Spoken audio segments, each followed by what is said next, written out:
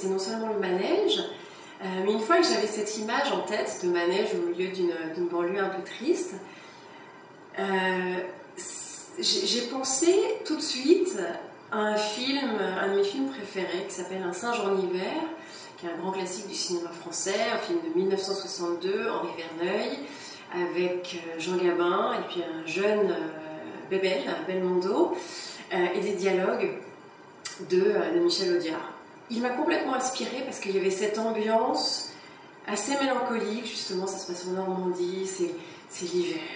il fait froid, etc. Et pourtant, il y a une lumière, il y a une énergie qui vient des personnages parce qu'ils se remémorent des voyages, alors réels, imaginaires, passés.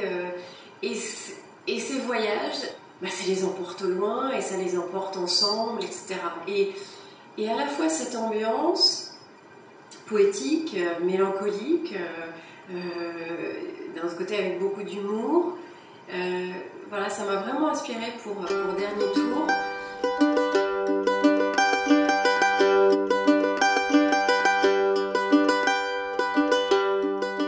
Et ces souvenirs de voyages qui viennent à la fois embellir et embêter aussi notre quotidien, ce côté doux amer en fait, des souvenirs de contrées exotiques qui ont existé ou pas d'ailleurs, en fait, sont vraiment venus alimenter cette nouvelle Dernier Tour. Donc voilà, donc la prochaine fois quand vous lirez Dernier Tour, vous imaginez Belmondo dans le rôle de Louis et puis Jean Gabin dans le rôle de Gaston, et voilà, vous lirez cette nouvelle comme moi je l'ai vécue en l'écrivant.